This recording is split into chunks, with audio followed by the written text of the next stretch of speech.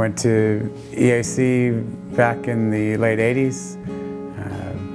Had a chance after being a missionary to come back and play in the band. I think I was home one day and the band director, John Davis, had called me and said, "Hey, we hear you played trombone. Why don't you come play for us?" And we had great experiences there, starting out with the marching band. I went ahead and tried out for choir because that was the thing to do for if you wanted to be socially involved. Being in the choirs with Dr. Lent, he's awesome. I ended up singing next to what would later be my wife, Christy Lent, and so we got married halfway through that year and continued to love band, choir. I was really a business student, but hard to tell looking at my transcript. Having the chance to come back to Eastern to work here at the EAC Foundation and the Alumni Association, I found out that my great-grandmother wasn't an alumnus. She was here in 1908. Later found where her mother, Lula Jane Lewis, had also attended here in the first class, that very first class that was here. And so I'm a fifth-generation student here, and now I've had two students already be sixth-generation students, my daughter and son, and then one more will start this fall. So enjoy having the family heritage here as part of our school.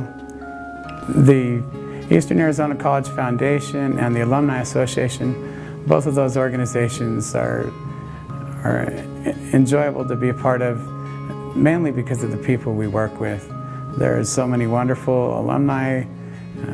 The stories that we hear when people come in for the reunions, those are both heartfelt and hilarious, and to hear the stories of kids 50 and 70 years ago, they're like they are today, looking for ideas to have fun in their spare time and in a place that's not loaded with their typical entertainment of a city.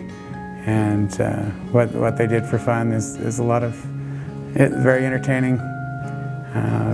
The friendships that people have made through the years are, so many point to this as being the place where they found out what they wanted to do with their lives.